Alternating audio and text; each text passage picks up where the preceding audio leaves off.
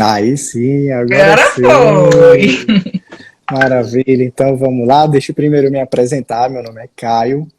Eu faço parte da equipe do ECOP, né? Sou um dos monitores. é, e é um trabalho do qual me orgulho muito. E fui convidado para participar dessa live falando um pouquinho sobre ansiedade,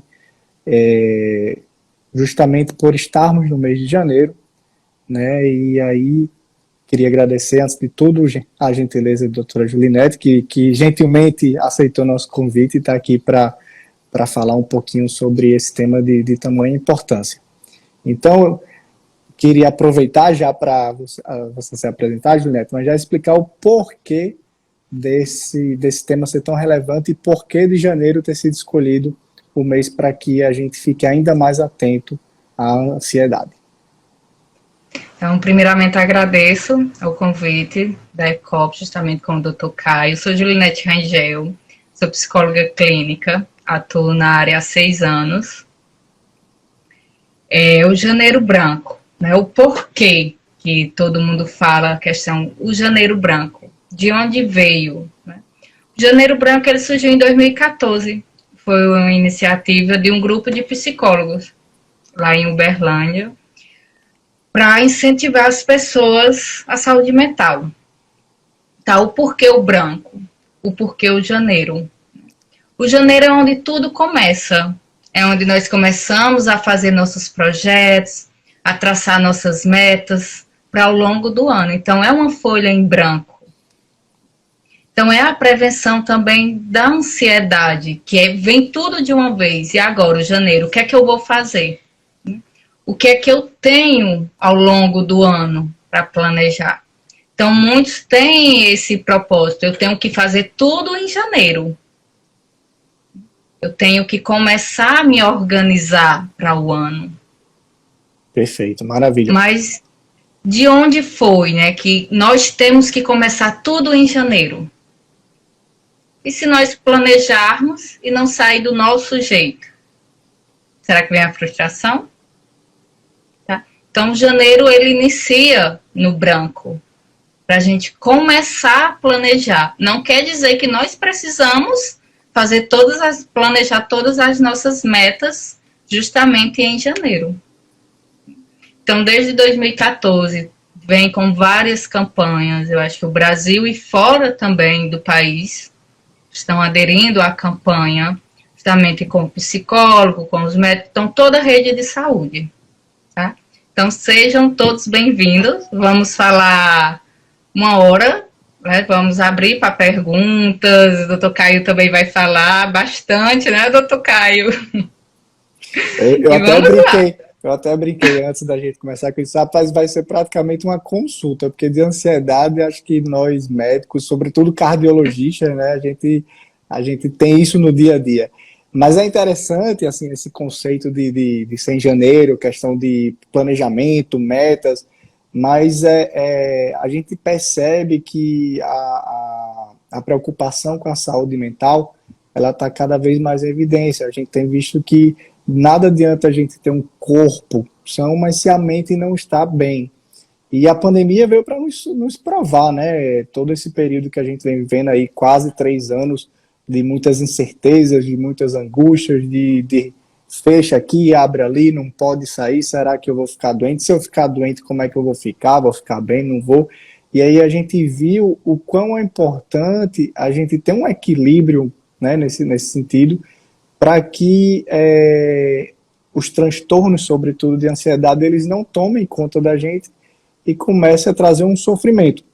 E aí eu queria conversar com você nesse aspecto, para a gente tentar diferenciar, porque a ansiedade é algo que todos nós temos, mas a partir de quando isso vai se tornar ou pode se tornar algo que nos prejudique, eu acho que é importante a gente entender para até mesmo termos consciências para saber que, opa, alguma coisa precisa ser ajustada.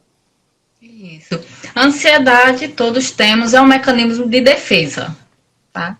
Então, seria estranho se alguém não tivesse ansiedade. Mas até onde vai a ansiedade, né? Como é que começa e como é que a gente previne? Porque é tensão, nós temos tensões, tá? Então, a ansiedade começa no acúmulo de tensão. E qual é a melhor maneira de resolver, né, esse acúmulo de tensão? É resolvendo, seja lá qual for a situação, porque precisamos liberar. Porque caso a gente não libere essa tensão, ela vira uma ansiedade. Da ansiedade, ela vira uma angústia. E da angústia, vira-se depressão. Então, quando chega na depressão, que nós não sabemos muito identificar. Hoje, quando eu recebo os pacientes no consultório, não sabe. Às vezes já chega dizendo, eu sou depressivo. Eu estou com essa ansiedade, mas eu já sei que é depressão. Então, eu trabalho com ele para identificar se ele chegou com a tensão que ele precisa descarregar, aquela atenção, ou se realmente ele já está no estágio da ansiedade. Depois da ansiedade vem a angústia. Tá? E como evitar?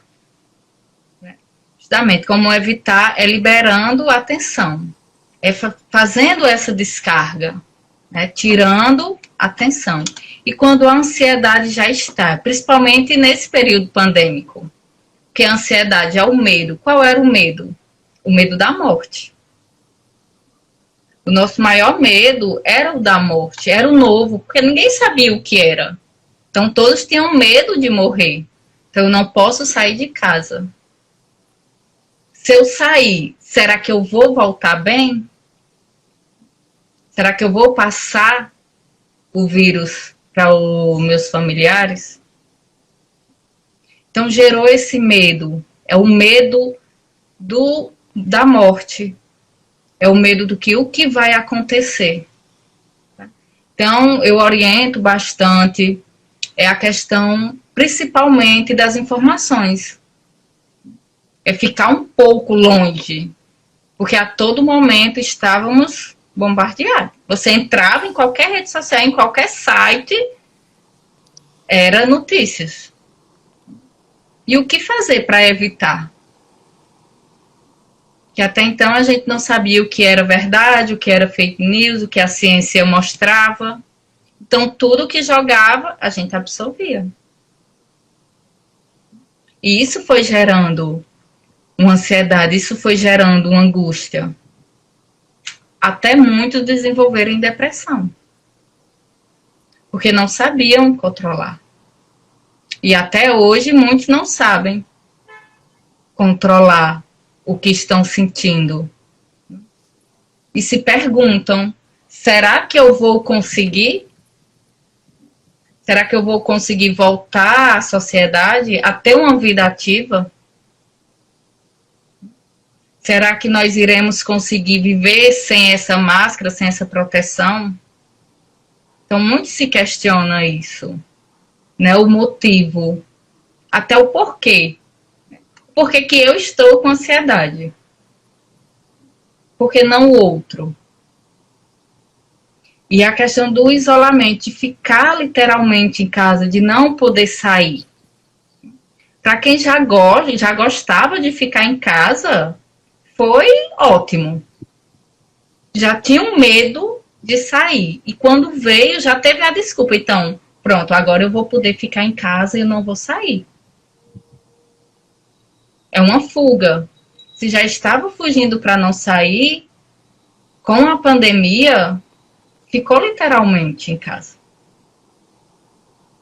E foi quando aumentou bastante os casos, né, lá no início, no meio de 2020, apenas já estamos em 2022, é como se nós estivéssemos. Né? Então foi onde começou a grande procura a falar realmente sobre ansiedade, porque a ansiedade sempre foi fã, mas aumentou bastante.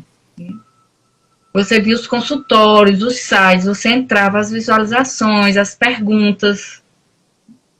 E sempre nas nossas mesas, né, redondas de psicólogo, a gente falando sobre. Então, as nossas orientações era essa, né, ainda é essa. Né, evitar bastante, ter uma boa noite de sono, uma boa alimentação, praticar exercícios físicos, por mais que seja em casa, mas ter esse hábito. E é também mudar o hábito. Como é que está sendo o hábito? Como é que está sendo o seu hábito em casa? Exatamente. E é interessante que você falou que é um quadro evolutivo, tem diferentes estágios que no final vai culminar em algum momento o paciente ele vai manifestar, né? A pessoa vai manifestar algum tipo de sofrimento. Eu até brinco no consultório que a cabeça adoece, mas quem leva a culpa é o coração. E muitas das vezes essas pessoas que têm transtorno de ansiedade generalizado, elas apresentam sintomas que se assemelham em muito com sintomas relacionados ao aparelho cardíaco, né? E aí puxando um pouquinho mais para a área da cardiologia. E aí, muitas vezes, o primeiro lugar que eles procuram é o consultório do cardiologista. Eu até brinquei durante a pandemia lá que eu ia começar a colocar na minha plaquinha lá do consultório cardiologia barra psiquiatria, porque era tanta gente com sofrimento que acabou que eu vi muita ansiedade e pouca cardiologia. E era interessante observar isso porque foi um processo natural que aconteceu em diversos lugares. Não foi só aqui no Nordeste, foi só no Brasil. Enfim, foi uma resposta a todo esse contexto que a gente estava vivendo. E muitas vezes esse sofrimento psíquico ele vai se manifestar através de sintomas como falta de ar, coração acelerado, sudorese, o paciente fica suando muito, às vezes dor no peito. E isso vai trazer uma angústia maior, porque a primeira coisa que ele associa é problema cardíaco. Então ele faz, meu Deus, será que eu vou infartar? E aí ele já tem um sofrimento por trás, e aí começa a acumular outros sofrimentos, e isso vai culminar num quadro em que uma hora vai ter que se manifestar, seja num episódio de uma crise de pânico, ou seja numa transformação para um quadro mais profundo, como a depressão propriamente dita. E durante esse período eu conversei muito com meus pacientes sobre alguns hábitos, como você falou, né, que a gente precisa criar, que vão fazer bem à nossa saúde mental, independente de se a pessoa tem ou não algum transtorno psíquico, se ele tem ansiedade, se ele tem depressão, enfim, independente disso. E é fundamental a gente falar aqui que é preciso que, nessa rotina que a gente tem, nesse dia a dia muito corrido, que a gente tire um momento do dia para a gente, para fazer algo que nos dê prazer, seja uma leitura, seja atividade física, seja estimular novas habilidades, aprender um instrumento musical, pintura, enfim. E com a internet a gente tem acesso a muitas coisas. Então, se por um lado a internet ela nos dá um tiro de informações que nos deixa ainda mais ansioso, porque ninguém sabe o que é verdade, como você disse, é fake news, não é? O que é, não é? Mas, por outro lado, ela nos dá a oportunidade de criarmos novas valências, digamos assim, ter novos conhecimentos. E era até engraçado, que eu falava assim, ó, o primeiro passo para você é não assistir telejornal. Desliga a televisão, porque não dá, é muito triste, é muito pesado, é morte, é não sei o que lá, é doença, é não sei... E aí vamos buscar outras coisas para aquele momento de descanso. Vamos ouvir música, vamos fazer uma leitura diferente, por exemplo. No meu caso, assim, eu acabo lendo muita coisa relacionada à medicina. Vamos sair um pouquinho dessa bolha, vamos ler coisas além disso, né? Vamos trazer novos conhecimentos para que a gente consiga desligar um pouco dessa rotina. E aí sim, começar a trabalhar, porque muitas vezes essa ansiedade ela sempre vai existir, talvez numa intensidade menor, e a gente tem que aprender a lidar com ela. Ela tem que ser algo saudável, ou seja, uma ansiedade para fazer uma live, que eu nunca fiz. É normal a pessoa ter isso, é bom, porque nos deixa mais concentrado, a gente se preocupa em fazer uma coisa bem feita, mas ela não pode trazer consequências. E aí, só para cobrar, e aí eu quero que você realmente diga se faz sentido ou não, eu acho importante a gente pontuar algumas situações em que a ansiedade ela passa a ser algo maléfico para o dia a dia. Eu costumo dizer lá no consultório que a partir do momento em que a ansiedade começa a atrapalhar rendimento no trabalho, dificuldade de concentração, dificuldade nas relações interpessoais, seja pai, mãe, filhos, ou então com os colegas de trabalho, a trazer sentimentos negativos. Então, isso é um sinal de que, opa, alguma coisa precisa ser feito. E aí entra outro problema, que eu também quero que você cite, porque eu falo muito, mas a gente vai desenrolando aqui. É que, ao ter essa percepção, e aí algumas pessoas elas ficam, não, mas isso é coisa da minha cabeça, eu tenho tudo, estou com saúde, não estou no hospital e tal, e estou sofrendo, e só pode ser coisa, é besteira. E quando na verdade não é besteira, né? Talvez ele precise de um auxílio. E aí talvez nesse momento seja interessante a gente falar para encorajar as pessoas a pelo menos terem esse insight de que, opa, alguma coisa eu tenho que mudar no meu dia a dia para que isso não evolua para algo mais complexo, digamos assim. Sim, sim. Eu gosto muito de trabalhar em conjunto. Sempre gosto de trabalhar com a medicina e a psicologia. E principalmente no tratamento da ansiedade. Então, eu acho muito legal, principalmente quando o paciente chega no consultório, que ele veio encaminhado. Aí eu sempre gosto de entrar em contato com o profissional, né? Principalmente quando tem um quadro mais elevado de depressão. Porque ele já chega falando, foi o meu médico que me encaminhou. Chegam para mim e dizem, ele só me atende se eu tiver o acompanhamento psicológico, para ser o complemento. Então, quando a ansiedade ela começa a afetar, né? Quando você diminui o seu rendimento pessoal, profissional, e você não sabe explicar, e quando o outro não entende, porque por vezes ele esconde a depressão. Porque para muitos, depressão é sinal de fraqueza. Então eu não posso demonstrar fraqueza na minha área profissional, no meu lar. Como é que eu vou demonstrar fraqueza no meu lar? Como é que eu vou demonstrar fraqueza aos meus amigos? Se eu sempre fui uma pessoa ativa. Como é que eu vou chegar e falar que eu estou depressivo? Muitos vão dizer, depressão, vai viajar que você melhora. Ou tira um dia de descanso. Não. Aí começa a literalmente afetar.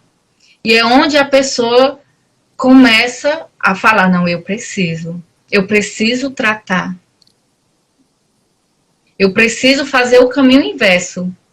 Né? Nós fizemos da tensão para a ansiedade, da ansiedade para a angústia e da angústia para a depressão. Então, justo aí, a psicologia com a medicina começam a fazer o caminho inverso. Da depressão, angústia, ansiedade, até chegar à tensão. Até começar a liberar. Até o paciente ter o controle.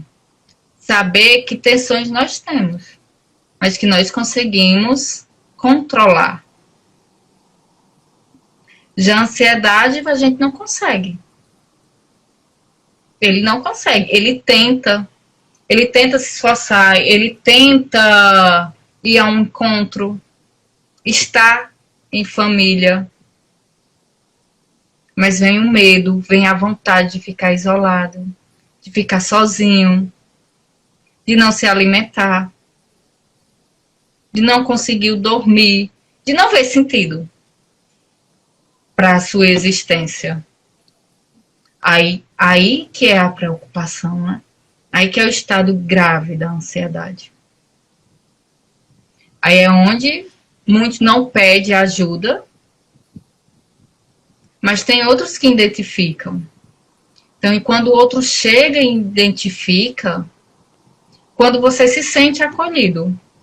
O paciente, você está em sofrimento.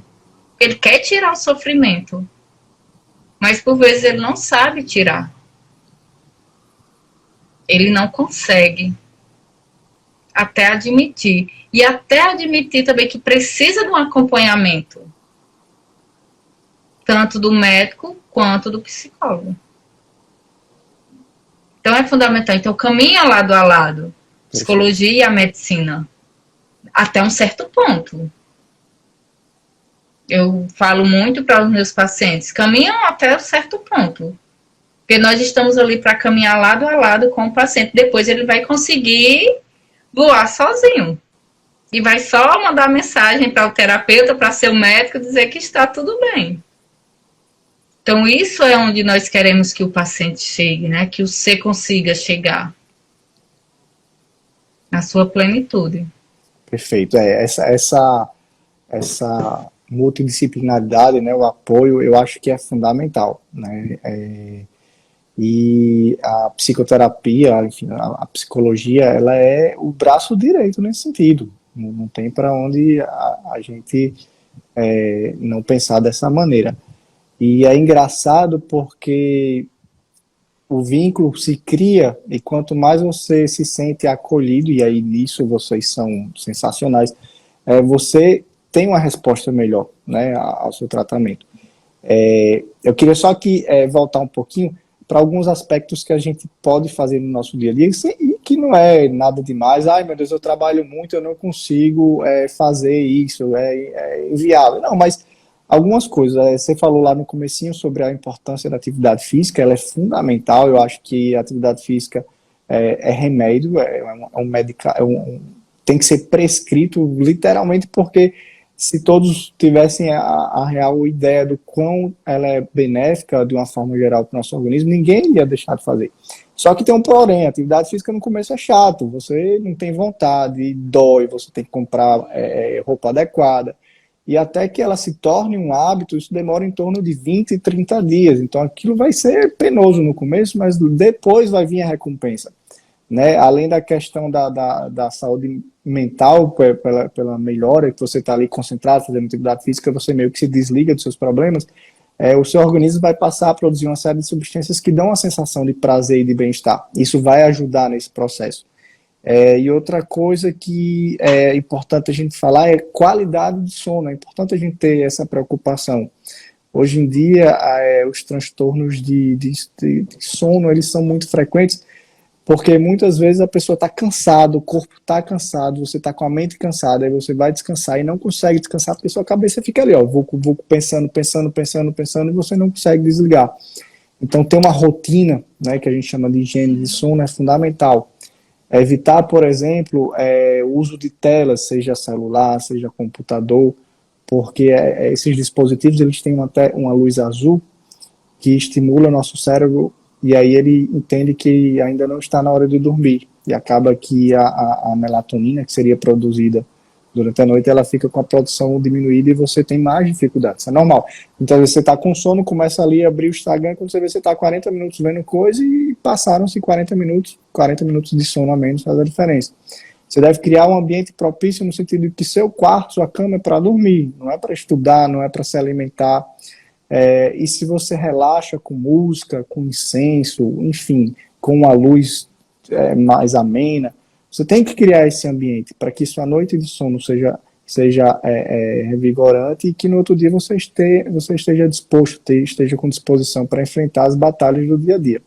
Teve uma pergunta aqui, Julinete, de Wellington, sobre a questão da ansiedade em relação à vacinação das crianças, principalmente aqueles que têm filhos na faixa etária da vacinação. Eu acho que essa questão ela é bem compreensível, tendo em vista a quantidade de informações que a gente tem, né? E aqui, sem querer tomar nenhum lado político, longe disso, você tem duas correntes, né? Uma que diz que deve, outra que diz que não deve. Esqueça isso. Se você não está seguro, o ideal é que procure o pediatra do seu filho, converse com ele, para que você crie um juízo baseado em informações científicas e aí sim você decidir se vai ou não vacinar seu filho. Aqui eu não vou fazer nenhum juízo de valor, não vou dizer vacine ou não vacine, longe disso, porque não é nosso objetivo, mas eu acho que quanto mais informação de qualidade você tiver, você vai poder criar seu juízo final e decidir se sim ou não. O que não pode é, como você disse, ficar lá, ó, no grupo do Zap, né, que aí vem informação que não sei quem vacinou e aí morreu e depois não morreu e aí não sabe. Isso gera ansiedade, então a gente tem que se desligar dessas correntes de notícias que vão trazer sofrimento. Tá com dúvida? Se você é médico, se você é da área da saúde, vai estudar os estudos lá que foram utilizados para embasar essa vacinação. Se você não se sente seguro fazendo isso, converse com o seu pediatra. Eu acho que o que a gente tem que é conversar, mas ter cuidado de onde a gente tira essas fontes de informação. Sim, tirar todas as dúvidas para depois não ficar realmente aquela angústia. Se vacinou e dizer, não, mas eu não deveria ter vacinado. Ou não vacinou e ficar, poxa, por que, que eu não vacinei? Por que, que eu não levei meu filho? Então, assim, a melhor orientação, você foi perfeito sua colocação. Maravilha.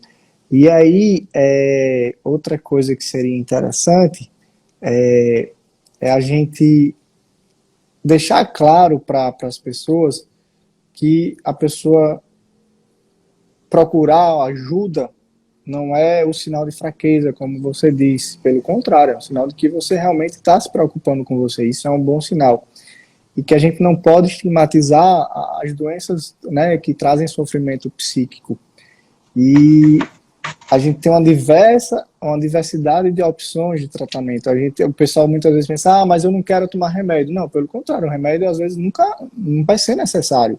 Você, antes do tratamento medicamentoso, você tem uma série de possibilidades de acompanhamento. E hoje em dia, como em todas as áreas, a psicologia ela evoluiu muito nesse sentido. Você tem profissionais que têm áreas de atuações específicas e que vão trazer uma abordagem mais apropriada ou adequada para aquela situação em específico, não é isso? Sim. E pegando o seu gancho que você estava falando antes, a questão do exercício físico, a mudança de hábito.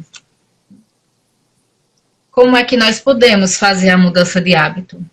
Nós somos acostumados a dormir meia-noite. Vamos colocar o despertador meia hora antes de começar a dormir? Se acorda às 6, vamos acordar às 5h30? É aos pouquinhos, não é mudar de repente. Eu vou entrar na academia, então eu vou com tudo. Eu vou começar com tudo, né? Exato. Eu vou pedalar, então eu vou pedalar 10 quilômetros. Não, tudo tem que ir gradativamente. Até você se habituar. Isso. Surgiu aqui Não mais um de uma questionamento sobre vacina, que Nilson está perguntando. Ele disse que o filho fez cirurgia de cardiopatia congênita e está questionando se ele deve ou não vacinar o filho. Sim, Nilson.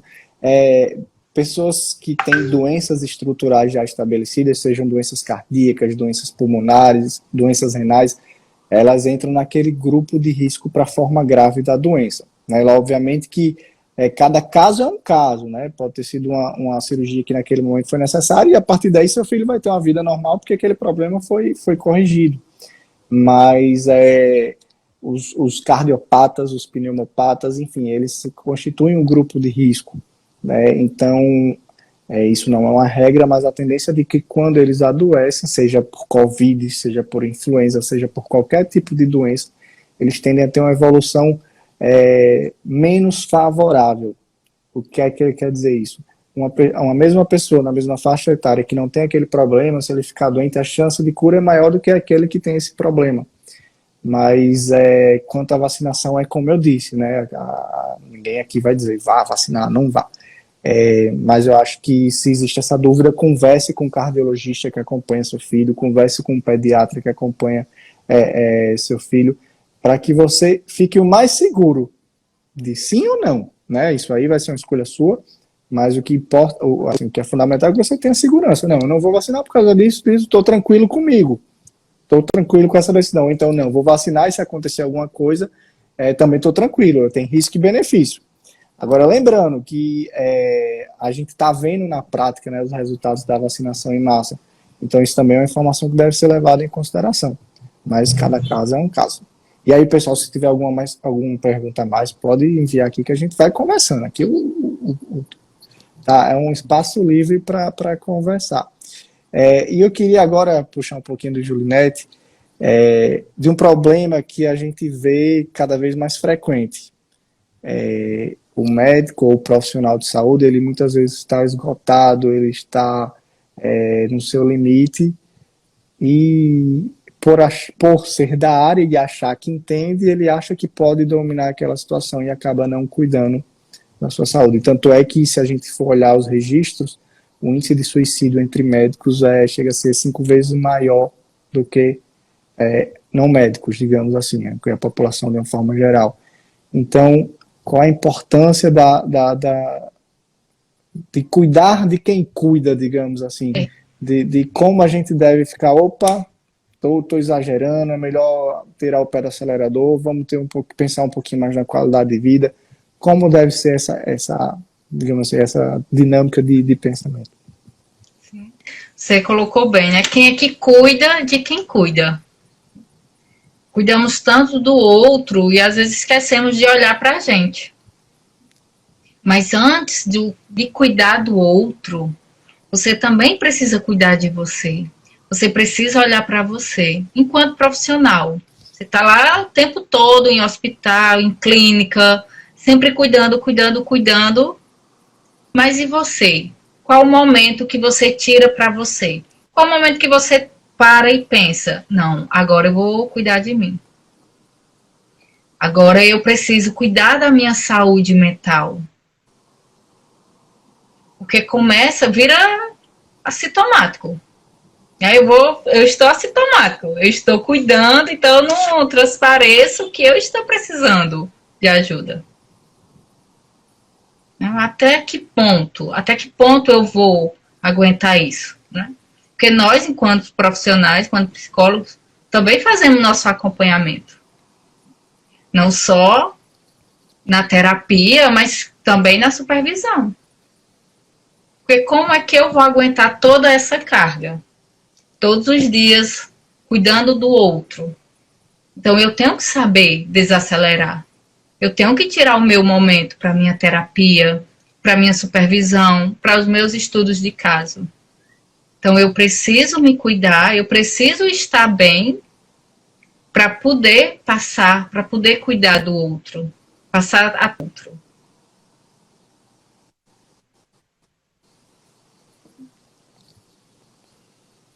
Exatamente. Isso aconteceu comigo agora recente, né? Eu acompanho alguns pacientes com Covid de caráter ambulatorial, não na parte hospitalar, e por causa disso eu não consegui tirar férias, né? Porque bom, como é que eu ia tirar férias no momento que todo mundo está precisando e não tinha ninguém para ficar no meu lugar nesse serviço específico? E aí chegou no final do ano passado, eu dormindo mal, o ambulatório se tornou muito mais cansativo, então você diminui sua produção, você chega com cara de cansado, você fica menos paciente, digamos assim, então você acaba conversando menos com o seu paciente, passando menos segurança, e aí eu fiz, opa, não, vou tirar uns dias aqui, pessoal, não dá, tô no meu limite, vou descansar, e aí tirei uma semaninha fora para ficar com a família descansando, e aquilo ali foi fundamental. Então é importante a gente ter essa consciência, porque pode chegar num ponto em que aquilo que está lhe fazendo mal vai fazer mal para terceiros, já que você está ali na linha de frente, é um profissional que está no pronto-socorro, que está na UTI, e chega uma hora que o corpo ele vai falhar, né? Vai ter, não, o rendimento não vai ser o mesmo.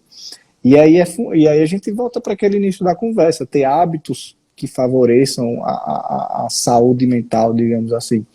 E volto a dizer, a atividade física nesse contexto é fundamental. Eu vi aqui que o pessoal está um pouquinho ansioso em relação às vacinas.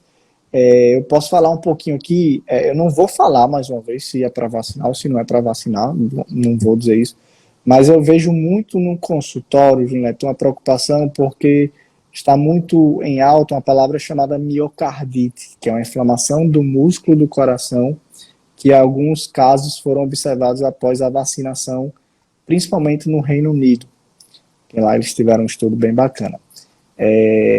Desse estudo, desses poucos casos que aconteceram, o quadro de inflamação do coração se manifestou de uma forma leve. Só para contextualizar, essa inflamação, esse quadro de miocardite, ela pode ser leve ou pode ser um quadro catastrófico. E quando é leve, ela vai dar dor no peito, nada além disso.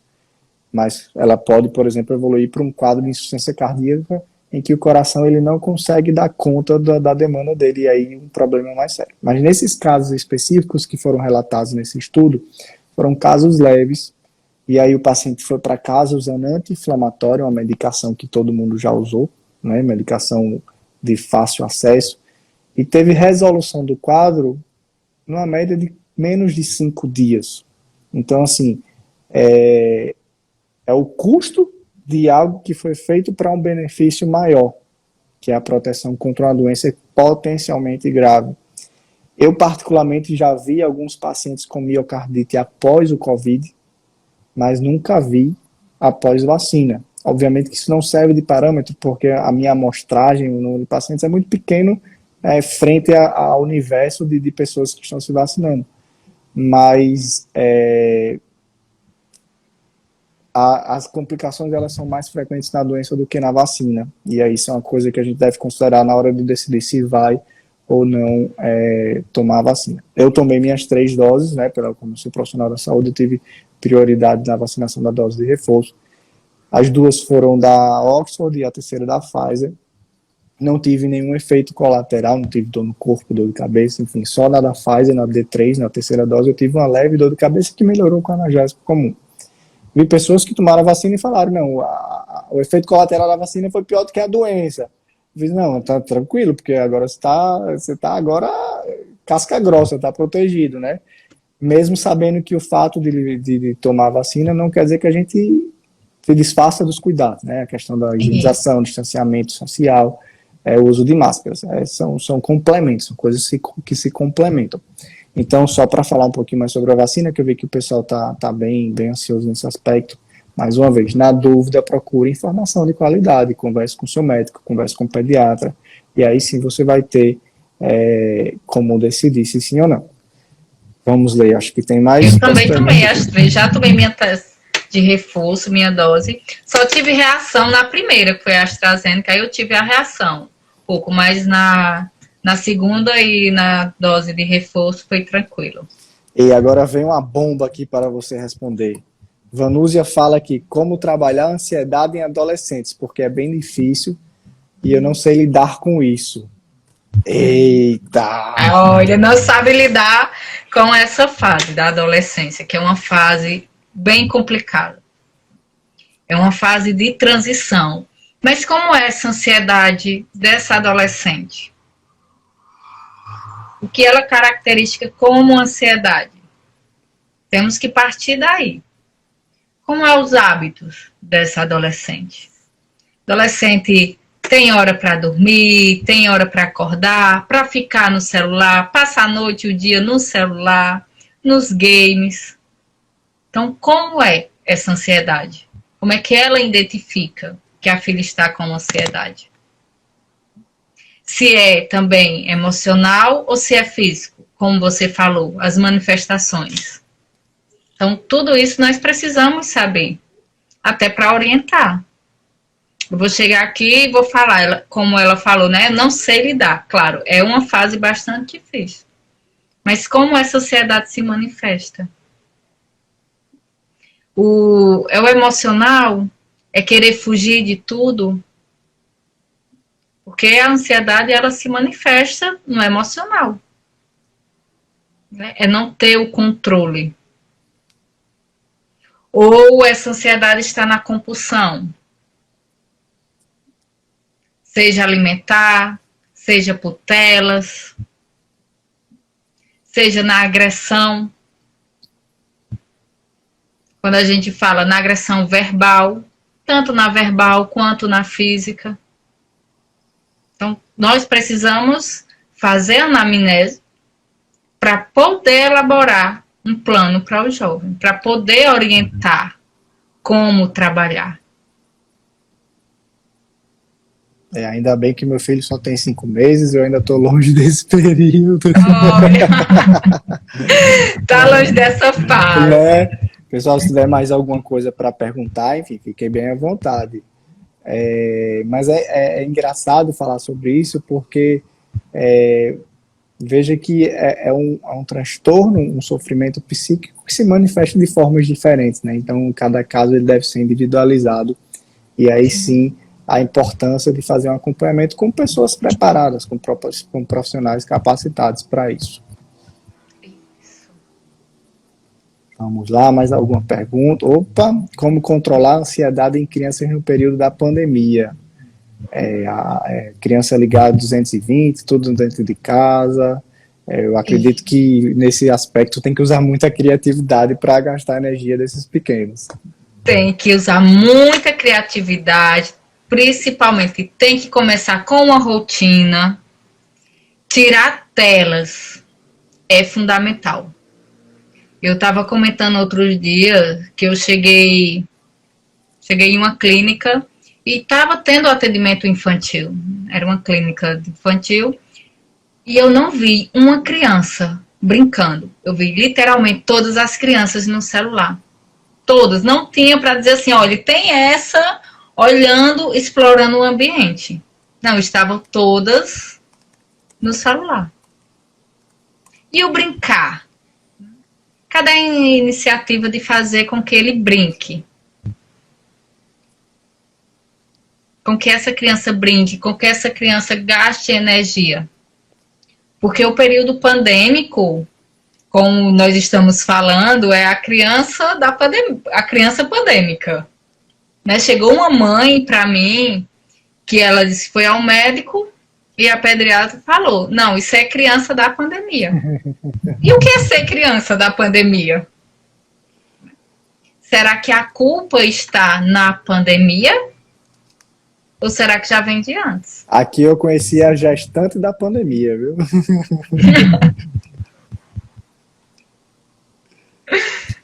Então, é saber, é realmente criar uma rotina. E principalmente estar com a criança. Exato. É liberar, é ter um tempo. Então, assim, qual é o meu tempo do dia que eu vou ter para ficar com o meu filho? Para ele sentir que tem minha presença.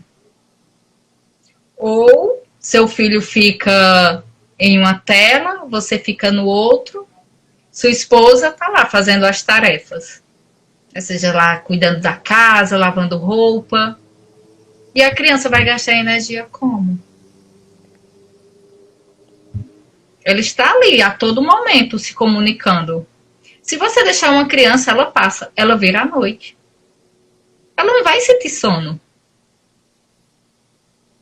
Ela vira à noite na TV ou no celular. As famosas crianças agitadas, né, que falam, que chegam e dizem, essa criança, esse menino é muito agitado. E o que é ser agitado? É ele querer atenção? É ele querer brincar? É ele querer sair um pouco desse mundo virtual? Então, precisa se fazer uma rotina. Então, a criança, ela tem que ter, ela tem que saber. Ela tem que saber que ela tem horários. E quais são esses horários? Que nessa pandemia ficou desorganizado. Nossa querida Mariana, que é a rainha da cardiopatia congênita, ela coloca aqui que em tempos de pandemia, com a educação online, sem telas é um grande desafio. E de fato sem dúvidas, isso aí não deve ser fácil, até porque para algumas situações a tela ela acaba sendo cômoda, né? A criança fica ali quietinha, enfim. Mas que eu vejo que interessante é buscar dinâmicas em que haja uma interação, brincadeiras, né? Jogos em que tanto os pais como os filhos eles participem, para que haja a criança fique entretida. E aí eu volto, né, na internet, se você procurar, vai achar várias opções, várias dinâmicas, tem até grupos específicos para isso. Eu falo isso porque minha esposa ela é muito criativa, embora nosso filho tenha 5 meses, a gente tem sobrinho e tem filho de primos que interagem muito com a gente, então acaba que nesse período do ano em que a gente convive mais por causa das férias escolares, ela é muito ativa nesse sentido, então ela faz brincadeiras, ela faz dinâmicas e aí a criançada acaba adorando. Tanto é que a tia sucesso do verão é a minha esposa, porque ela coloca a criançada para gastar energia. A gente já vai chegando em 50 minutos de live, se quiser complementar com mais alguma informação, Juliette, fique à vontade, se vocês quiserem perguntar mais alguma coisa, senão a gente vai começando aqui a finalizar os trabalhos, como dizem por aí, para que todos possam descansar, afinal já estamos chegando próximo das 9 horas da noite. Sim, eu quero finalizar, né, novamente agradecendo e reforçando a importância da psicoterapia, né, de você fazer um acompanhamento. Não quer dizer que nós vamos passar nossa vida toda em terapia. Não. Mas sim saber o momento de entrar na terapia, de reconhecer, porque não é fácil reconhecer que precisamos de terapia. Mas o processo psicoterápico, ele é um avanço, né? Ele começa pequenininho e se torna libertador. Então é gratificante. É gratificante para o terapeuta ouvir isso. É gratificante quando o paciente reconhece que pode caminhar sozinho. Perfeito. Olha, porque o paciente se dá.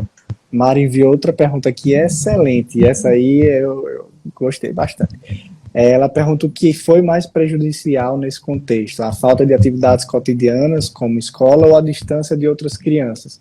Mário, eu vou chutar aqui, eu diria assim, como a gente fala na cardiologia, que as doenças cardíacas elas são multifatoriais, eu acredito que nesse contexto ambas as coisas são de equivalentes, são equivalentes nesse contexto, né, de ser ruim para o desenvolvimento da criança. Isso. As duas caminham juntos. Tanto esse distanciamento de outra criança quanto a escola. Porque a criança já tá ligada que vai para a escola encontrar outras crianças. Vai para estudar, mas também vão para brincar. Qual é a criança que não gosta do intervalo, do famoso recreio? Então não tem como dizer quem foi mais prejudicada, né? A falta de quê? Não, as duas prejudicaram bastante. Concordo, exatamente. Mais alguma pergunta, pessoal? Acho que já falamos bastante coisa, né? Fiquem bem à vontade. Se deixar, passamos a noite. É verdade. Inclusive, se vocês tiverem interesse em outros temas para futuras lives, enfim, deixem lá um comentário no perfil da escola, do próprio perfil de Julinete. Estamos sempre à disposição. Aqui é uma escola de ecocardiografia, mas eu acho que esse assunto ele transcende a questão médica específica do estudo do ecocardiograma. Eu acho que é uma coisa que todos nós, como seres humanos, a gente precisa estar atento, né? Saúde mental hoje está atrelada à qualidade de vida. De nada adianta você ter um guarda-roupa cheio de roupas, uma conta bancária cheia de dinheiro, uma casa bonita, um carro do ano, mas se você não está bem consigo mesmo, né? Tanto é que a gente vê casos de pessoas bem-sucedidas que acabam indo por caminhos não bacanas. Então, fica aqui o recado, a gente fica à disposição, se quiserem mandar perguntas através do perfil, fiquem à vontade e a gente vai respondendo se for possível. Juliette, muito obrigado de coração por ter participado, por ter aceitado nosso convite. Espero que tenha sido proveitoso. Para a gente foi muito bacana, né, sair um pouquinho dessa bolha dos assuntos médicos de forma específica da área de cardiologia. E é isso, a escola fica sempre à sua disposição, precisando, estamos aqui às ordens. Olha, eu que agradeço, né, pelo convite e estou à disposição, é só chamar, a gente organiza que estamos aí. Tá bom? Maravilha. Então, boa noite para todos. Tenham boa semana, um bom final de semana. Qualquer coisa é só chamar a gente. É só apertar no sininho. Tá ótimo. Um abraço, boa noite, pessoal. Muito obrigado. Tchau, tchau. Tchau, tchau.